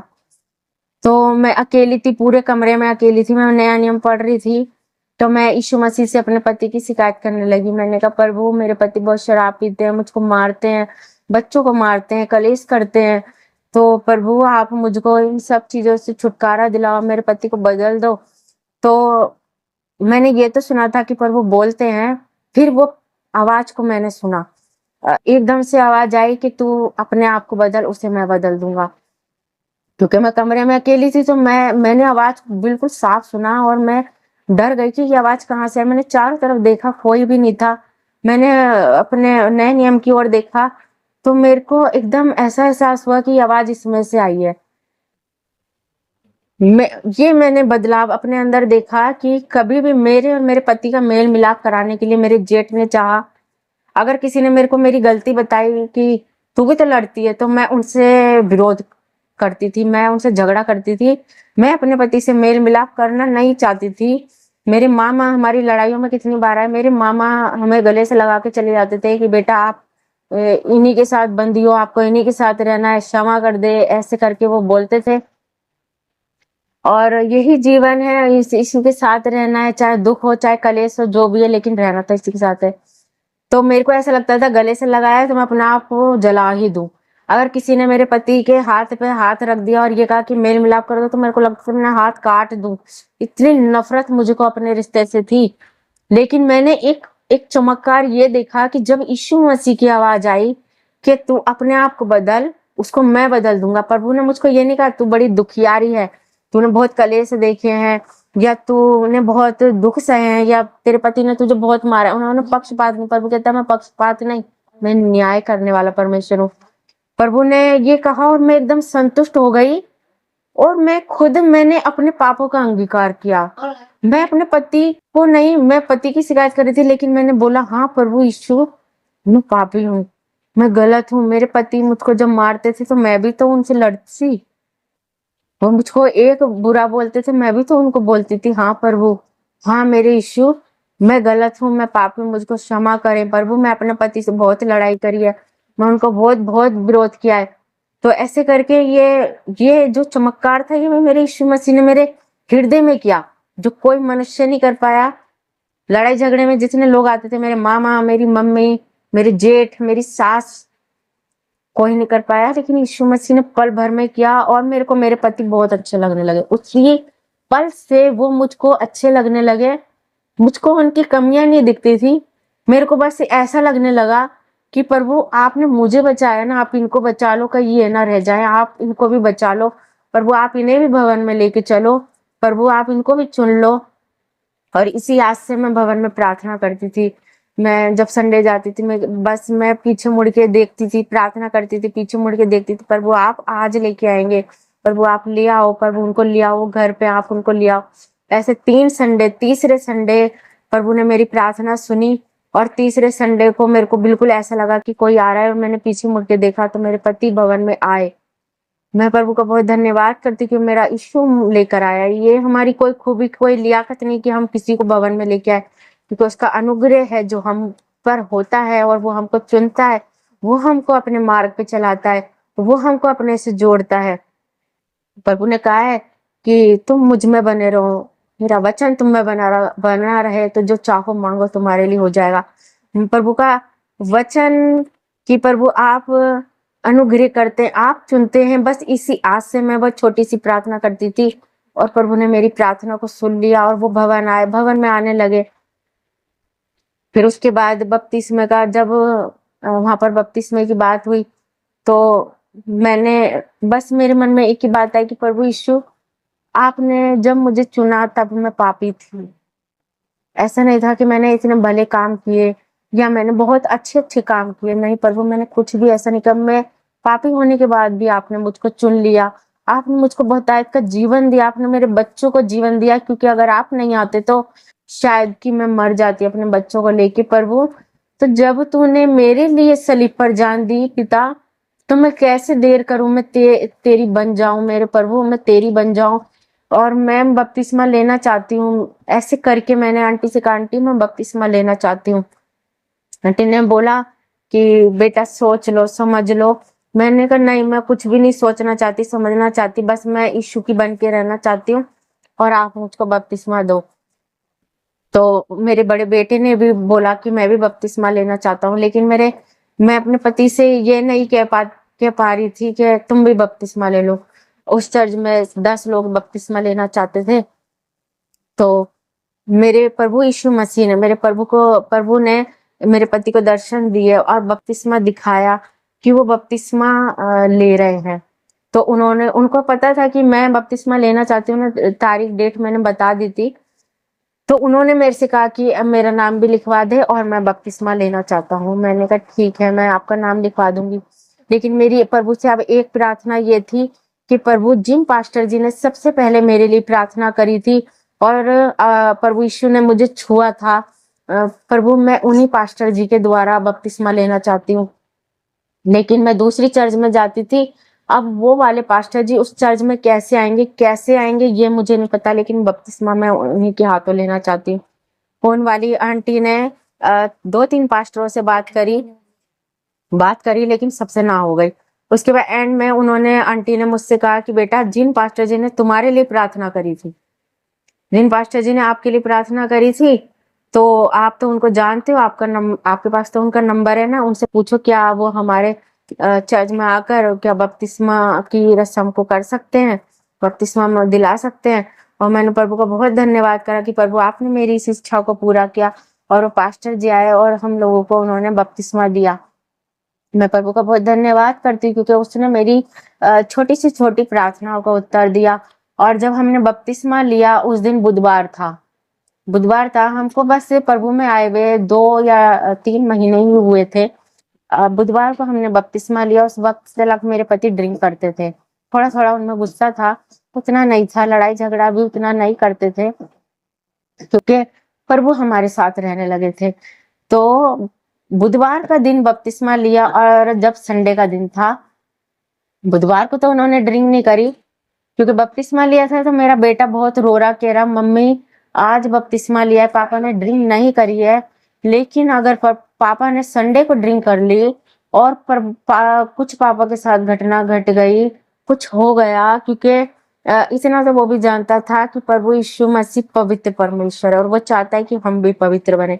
प्रभु यीशु क्या चाहते हैं हमसे कि हमारे अंदर गंदगी ना हो, हम किसी की आलोचना ना करें, हम बुराई ना करें, हम इन सारी नसों की चीजों से दूर रहें, हम पवित्र बने। हम उनकी 10 आज्ञाओं के अनुसार जो हमें वहां पर चर्च में हमने सुनी थी, उसके अनुसार वो डर रहा था, वो रो रहा था कि पापा का कुछ ना हो जाए। लेकिन पता नहीं कहाँ से वो प्रभु ने मेरे अंदर विश्वास डाला था और प्रभु का विश्वास ही मेरे अंदर कार्य करा। मैंने कहा रो मत, कुछ नहीं होगा, प्रभु का अनुग्रह होगा, प्रभु का चमत्कार को देखेगा, तू भी देखेगा, मैं भी देखूंगी, पापा भी देखेंगे और रोने की जरूरत नहीं है। प्रभु ने हमारे सारे आंसू को पोंछ दिया, ये रो मत, क्योंकि अगर हम रोएंगे तो फिर ये अच्छी बात नहीं होगी बेटा, इसलिए तू रो मत। पापा को प्रभु यीशु कुछ नहीं होने देंगे। बुधवार को बपतिस्मा लिया, संडे का दिन आया और संडे को जब मैं अपनी मम्मी के घर थी, मेरे भाई के साथ मेरे हस्बैंड कहीं गए और जब वो वहां से आए तो मेरे को ये था कि कहीं लेके ना आ जाए, शराब लेकर ना आ जाए। मेरा भाई आया, बहुत लेट आया, तो मैंने भाई से कहा कि तेरे जिया जी कहाँ है, तो उसने कहा वो नीचे गाड़ी खड़ी कर रहे हैं। तो मैंने कहा कि कुछ खाने पीने के लिए तुम जरूर लाए होंगे, तो उसने कहा नहीं। मैंने कहा तो झूठ बोल रहा है, छुपा दिया होगा। उसने कहा नहीं। मैं फिर जब ये ऊपर आए तो मैंने इनसे पूछा तुम पीने के लिए लाए होंगे क्योंकि आज संडे है, क्योंकि ये ना संडे ना बुधवार ये उसके बिना नहीं रह सकते। अगर ये हम कहीं बाजार में भी होते थे ना, और अगर बुधवार है और वो समय है 7-7:30 बजे का, तो ये बाजार के अंदर भी खरीद के उसको पी लेते थे। ये नहीं देखते थे मैं कहाँ हूँ, मैं किसी फंक्शन में हूँ, मैं शादी में हूँ, मैं सड़क पे हूँ, मैं कहाँ हूँ। अगर वो इनका पीने का दिन है तो ये पीते ही थे। लेकिन जब ये घर आए और मैंने इनसे पूछा कि तुम लेकर आए, उन्होंने कहा नहीं, मेरा मन ही नहीं हुआ, मैं वहीं से आया, मेरा मन नहीं हुआ। तो मैंने कहा नहीं, ये लाए ने छुपा दिया है। तो जहां जहां ये लाके रखते थे मैंने सारे में ढूंढा, मैंने फ्रिज में ढूंढा, हर जगह ढूंढा, लेकिन मुझे नहीं मिली। उसके बाद में मैं आपको क्या बताऊं, मेरे परमेश्वर, मेरे प्रभु यीशु ने अद्भुत रीति से तीसरे दिन, 3 महीने के तीसरे दिन इनकी शराब बिल्कुल छुटा दी। बपतिस्मा बुधवार को, आज संडे को इन्होंने खुद बोला मेरा शराब पीने का मन नहीं हो रहा, मैं वहीं से आया हूँ, ठेके के पास से आऊँ, लेकिन मेरा मन नहीं है। हाँ, बिल्कुल भी। और मैं प्रभु यीशु को बड़ा धन्यवाद करती हूँ कि आज हमें प्रभु में 2.5 साल हो गए हैं, और तब से लेके आज तक प्रभु का इतना अनुग्रह है कि इन्होंने पीना छोड़ दिया, सिगरेट पीना छोड़ दिया, गाली देना छोड़ दिया, गुटखा खाते थे, तम्बाकू, पान, ये सब छोड़ दिया इन्होंने। छोड़ नहीं दिया क्योंकि हम इन चीजों को छोड़ ही नहीं सकते। मैंने दवाइयां भी देखी हैं, दवाइयों से भी नहीं छुड़ा। ये परमेश्वर का वो बड़ा अनुग्रह है, इसका वो अभिषेक है, क्योंकि प्रभु का वचन में लिखा है कि अभिषेक के कारण तेरा हर जुआ तोड़ दिया जाएगा। प्रभु ने इनके जीवन से हर उस बुरी बात को पलक झपकते दूर कर दिया। इनको किसी चीज के लिए संघर्ष नहीं करना पड़ा, परेशान नहीं हुए। और मेरी सास कहती थी कि कोई पीने वाला इंसान ना शराब नहीं छोड़ सकता, अगर वो शराब छोड़ेगा तो वो बीमार भी हो सकता है, कुछ भी हो सकता है। लेकिन मेरे प्रभु यीशु ने इनको बिल्कुल भला चंगा रखा, और किसी भी चीज की इन्हें तलब नहीं होने दी, और सारे नशे इनसे दूर हो गए। और मैं प्रभु का बहुत धन्यवाद करती हूँ कि आज मेरा छोटा बेटा प्रभु के अनुग्रह से बिल्कुल चंगा है। मेरा बड़ा बेटा पढ़ाई में निर्बुद्धि था, बिल्कुल पढ़ाई के अंदर उसका मन नहीं लगता था, और मैथ्स तो बिल्कुल भी वो सॉल्व नहीं कर सकता था। और आज वो 12वीं में है, 12वीं के तैयारी कर रहा है। लेकिन मेरा प्रभु का इतना धन्यवाद कि अद्भुत रीति से प्रभु ने उसको भी पढ़ाई में पास कराया।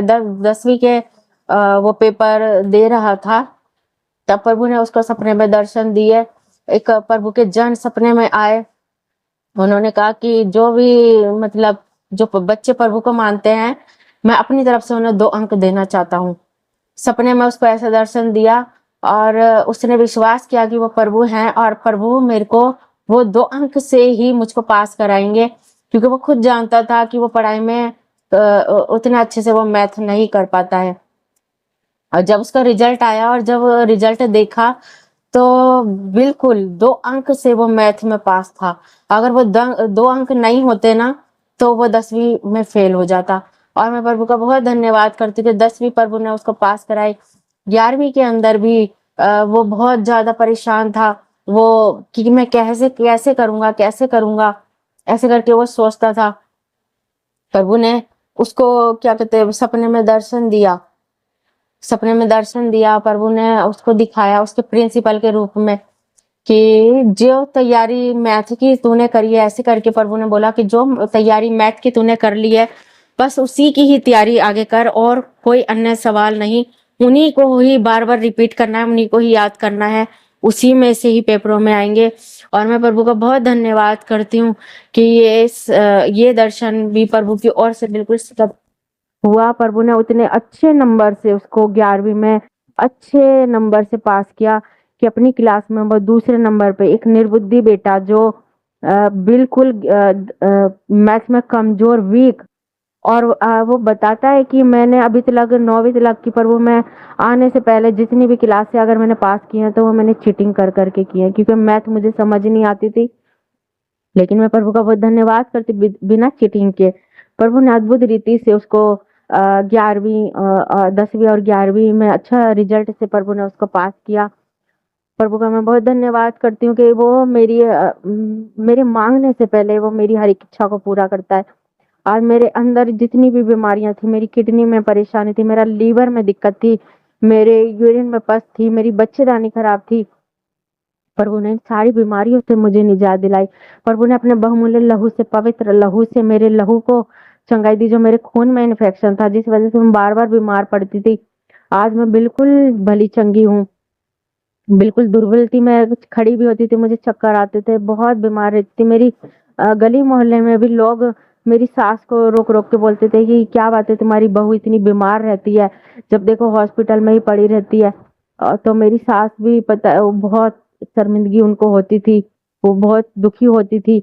लेकिन आज मेरी सास चाहे प्रभु में नहीं है, लेकिन वो प्रभु का बहुत धन्यवाद करती हैं। वो कहती हैं कि तुम खुश हो तो मैं खुश हूँ, कि प्रभु ने तुम्हारे जीवन में इतने बड़े बड़े कार्य किए हैं, मेरी सास चाहे प्रभु में नहीं है, लेकिन वो प्रभु का बहुत धन्यवाद करती हैं और वो खुश हैं कि हम प्रभु के हाथों में हैं। मैं प्रभु का धन्यवाद करती हूँ क्योंकि प्रभु जिस प्रकार प्रभु ने हमें बचाया, हमें छुड़ाया, तो वो जो हमारे और प्रियजन रह गए हैं, मेरे घर में मेरी जिठानी है, मेरे जेठ है, प्रभु उनके जीवन में भी अद्भुत रीति से कार्य करेंगे, उनको भी बदलेंगे, क्योंकि ये हम नहीं कर सकते, हम सिर्फ गवाही बांट सकते हैं। लेकिन मेरा यीशु का अनुग्रह होगा तो वो जरूर उनको भी छुटकारा देगा। आज मेरे पति, मेरे बच्चे, मैं बहुत खुश हूँ प्रभु में, और मैं आपका धन्यवाद करती हूँ कि आपने मेरी गवाही सुनी और विश्वास किया। प्रभु आपको भी बहुत बहुत आशीष दे कि आपने इस गवाही पे विश्वास किया, क्योंकि मैं यही चाहती हूँ कि आप प्रभु पे विश्वास करें, इस गवाही पे विश्वास करें, क्योंकि मेरा यीशु जिंदा खुदा है, सच्चा परमेश्वर है, जीवित परमेश्वर है। तो हमारे प्यारे मसीह भाई बहनों, आप लोगों ने इस प्यारी सी गवाही को सुना और देखा कि यह गवाही कितनी बड़ी थी और कितने दुखों से भरी थी। दोस्तों, यह गवाही सच में बहुत बड़ी थी और इस गवाही से जो मेरा विश्वास है ना, पूरी तरह से हिल गया। पूरी तरह से मेरा विश्वास इतना स्ट्रांग हुआ है परमेश्वर पर कि मैं क्या बताऊं दोस्तों। और मैं आशा करता हूं जब भी आप लोग भी इस गवाही को सुने होंगे तो आपका भी विश्वास प्रभु यीशु मसीह में पहले से कई गुना अधिक बड़ा होगा, कई गुना अधिक मजबूत हुआ जरूर हुआ होगा। क्योंकि दोस्तों, यह गवाही कोई गवाही नहीं बल्कि इतनी बड़ी सामर्थ्य, इतनी बड़ी चंगाई प्रभु यीशु मसीह ने बहन के जीवन में दी है कि शायद ही किसी के जीवन में ऐसा हुआ हो। सच में यह गवाही, मतलब क्या बताऊं, मैं इस गवाही से बहुत ज्यादा मेरा विश्वास यीशु मसीह पे मजबूत हुआ और मैं चाहता हूं कि यह गवाही ना भारत के कोने-कोने तक पहुंचे, उन लोगों तक पहुंचे जो लोग आज अंधकार में हैं, जो लोग आज सत्य को नहीं जानते हैं, जो लोग प्रभु यीशु मसीह के बारे में नहीं जानते हैं कि यीशु मसीह जीवित है, आज भी लोगों की प्रार्थनाओं को सुनता है, वो आज भी लोगों को बीमारी से ठीक करता है। जो लोग नहीं जानते हैं यीशु मसीह कौन है, उनके पास इस गवाही को प्लीज दोस्तों आप लोग शेयर करें। आप लोग जितना इसको शेयर करेंगे ना, उतना इस गवाही को लोग देख पाएंगे और इस गवाही से मेरा विश्वास है कि बहुतों का जीवन बदलेगा। बहुत लोग इस गवाही को सुनकर प्रभु यीशु मसीह के पास आएंगे। बहुत से लोग जो अंधकार में जी रहे हैं, इस गवाही को सुनने के बाद पाप छोड़कर वो भी सत्य को पहचानेंगे। मैं आप सभी से रिक्वेस्ट यही करता हूँ कि इस गवाही को शेयर आप लोग जरूर करें। सच में दोस्तों, यह गवाही बहुतों का जीवन बचाएगा, क्योंकि यह गवाही कोई नॉर्मल नहीं बल्कि परमेश्वर के राज्य को बढ़ाने के लिए सच में यह गवाही बहुत आशीषित है और बहुत बड़ी है। और इस गवाही से बहुतों का जीवन जरूर से जरूर बदलेगा। आप लोग जितना शेयर करेंगे उतना ये गवाही को लोग देख पाएंगे और यह गवाही भारत के कोने-कोने तक पहुंच सकती है। जो लोग परमेश्वर के बारे में नहीं जानते वो भी इस गवाही के माध्यम से जानेंगे। और हाँ दोस्तों, मैं उन लोगों से कहना चाहता हूँ जो लोग प्रभु यीशु मसीह को नहीं मानते हैं, जो लोग प्रभु यीशु मसीह से घृणा करते हैं, मैं उन सभी से कहना चाहता हूँ, प्लीज मेरे भाई, मेरी बहन, आप कोई भी हो, आप ना एक बार प्रभु यीशु मसीह के ऊपर विश्वास करके देखिए। एक बार आप उसको अपना उद्धारकर्ता के रूप में ग्रहण करके देखिए। आपके जीवन में जो भी रुके काम है दोस्तों, प्रभु यीशु मसीह पूरा करेगा। आपके जो भी काम बरसों से आप लोग कोशिश कर रहे हैं कि नहीं हो पा रहे, वो सब कुछ परमेश्वर पूरा करेगा। पहले आप परमेश्वर के राज्य को खोज करें, पहले आप परमेश्वर को अपना उद्धारकर्ता ग्रहण करें, परमेश्वर के वचन को पढ़े, परमेश्वर के वचन पर चले। वो सच में आपकी जिंदगी को बदल कर रख देगा, क्योंकि वो कोई मुर्दा परमेश्वर नहीं बल्कि जिंदा परमेश्वर है। वो आज भी जीवित है और आज भी वो लोगों की प्रार्थनाओं को उत्तर देता है, लोगों के जीवन में बड़े बड़े काम करता है, लोगों के जीवन को पूरी तरह से बदल कर रख देता है। वो आज भी बीमारों को ठीक करता है, आज भी मुर्दे को जिलाता है। जी हाँ दोस्तों, जितना बड़ा आपका विश्वास रहेगा उतना बड़ा परमेश्वर के अद्भुत काम को देख सकेंगे अपने जीवन में। सच में वो जीवित परमेश्वर, आप उस पर भरोसा करिए, विश्वास करिए, सच में वो आपके जीवन को बदलेगा। क्योंकि दोस्तों, वो कोई विदेशी भगवान नहीं है, वो कोई देसी ईश्वर नहीं है जो बाहर का, वो पूरी सृष्टि का परमेश्वर है। पूरी मानव जाति के लिए उसने अपने प्राण को दिया दोस्तों, अपने लहू को बहाया। वो हम सभी के लिए, हम मनुष्यों के लिए, हम पापियों के लिए। क्योंकि दोस्तों, हमारा पाप इतना हो गया इतना कि उसके लिए कोई भी काम अगर हम करें, कितना भी अच्छा काम कर लेना, फिर भी हमारे पाप क्षमा नहीं होंगे, क्योंकि हमारे अंदर जो पाप वो बरसों से चला आया, हमारे पीढ़ियों में पीढ़ी, उस चीज को प्रभु यीशु मसीह ने अपने ऊपर लिया है। उस पाप को परमेश्वर ने अपने ऊपर लेकर क्रूस पर चढ़ाया, अपना पवित्र लहू बहाया हम सबके लिए, ताकि हम लोग उस पाप से आजाद हो सके दोस्तों। इसलिए वो पूरी मानव जाति के लिए क्रूस पर चढ़ा है। उसने ये नहीं कहा कि मैं कोई एक देश के लिए या एक राज्य के लिए मैं क्रूस पर मरता हूँ, बल्कि पूरी सृष्टि के लिए उसने मरा। और वचन भी कहता है दोस्तों कि परमेश्वर ने जगत से ऐसा प्रेम किया है कि उसने अपना इकलौता पुत्र यानी प्रभु यीशु मसीह को दे दिया, ताकि जो कोई वो कोई ऐसा हिंदू, मुस्लिम, सिख, ईसाई ऐसा कोई भी नहीं दोस्तों, जो कोई भी व्यक्ति जो कोई उस पर विश्वास करे वो अनंत जीवन पाए, वो नाश न हो परंतु अनंत जीवन पाए। वो अनंत जीवन के लिए क्रूस पर चढ़ा है, वो अनंत जीवन देने के लिए क्रूस पर चढ़ा है, ताकि लोग नाश न हो, उसके राज्य में प्रवेश कर पाए। क्योंकि दोस्तों स्वर्ग में और इस धरती पर कोई दूसरा नाम नहीं है जिसके कारण हम मनुष्य उद्धार पा सकते हैं। कोई भी दूसरा नाम नहीं जिसके कारण हम सभी के पाप क्षमा हो सके, क्योंकि वही एक पवित्र नाम है जिसका नाम प्रभु यीशु मसीह है। उसके नाम में ही हमें चंगाई मिलती है, उसके नाम से, उसके कोड़े खाने से हमें छुटकारा, चंगाई, जो भी हमारे अंदर बीमारी, जो भी हमारे अंदर समस्या, वो सब कुछ प्रभु यीशु मसीह अपने ऊपर लेकर क्रूस पर चढ़ा है दोस्तों। तो एक बार आप लोग प्लीज विश्वास करिए, उसके वचन पर विश्वास करिए, बाइबल को एक बार पढ़ के देखिए, सच में वो आपके जीवन को बदलेगा, ना कि आपके धर्म को। वो आपकी जिंदगी को पूरा बदल देगा, आपकी सोच को बदल देगा दोस्तों। क्योंकि दोस्तों मैं भी एक हिंदू बैकग्राउंड से होकर आया हूँ, मैं भी प्रभु यीशु मसीह को नहीं जानता था, मैं भी संसारिक में था, मैं भी मूर्तियों को बनाता था। मैं बचपन में मतलब बहुत कुछ किया दोस्तों, लेकिन सत्य को जब से मैंने जाना, सच में प्रभु यीशु मसीह जीवित है। वो आज भी मेरे रुके हुए काम, मेरे बिगड़े हुए काम को बनाता है दोस्तों। एक बार भरोसा करिए, वो आपके जीवन को बदलेगा। तो इस गवाही के माध्यम से परमेश्वर आप सभी को आशीष दे। और हाँ दोस्तों, अगर आप लोग अभी तक इस चैनल को सब्सक्राइब नहीं किया तो कर लीजिए, ताकि जब भी कोई मसीह से जुड़ी हुई वीडियो, अद्भुत गवाही मैं इस चैनल पर अपलोड करूंगा, सबसे पहले आप लोगों तक पहुंचेगा और आप लोग देखकर प्रभु यीशु मसीह में और आगे बढ़ पाएंगे, आपका विश्वास मजबूत हो पाएगा। इसलिए इस चैनल को आप लोग सब्सक्राइब कर लीजिए। तो चलिए दोस्तों, मिलता हूँ नेक्स्ट वीडियो में। परमेश्वर आप सभी को आशीष दे। आमीन।